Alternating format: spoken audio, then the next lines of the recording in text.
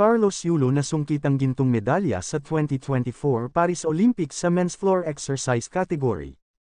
Ngayong Sabado, August 8, 2024, ito ang kauna-unahang gintong medalya ng Pilipinas sa Paris Olympics.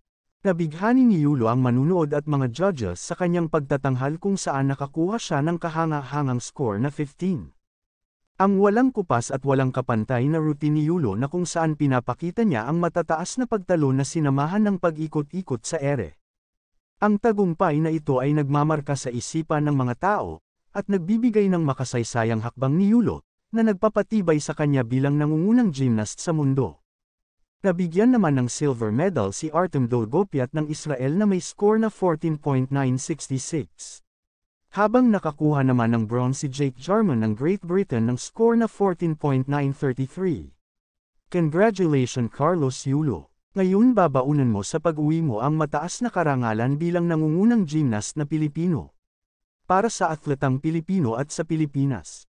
At nagpaabot din ng kanyang mensahe ang ating Pangulo at sinabing, "We've witnessed history as Carlos Yulo clinched the Philippines' first gold medal in artistic gymnastics at the Paris 2024 Olympics. I am confident that it will not be the last. Congratulations Kaloy. The entire country stands proud with you."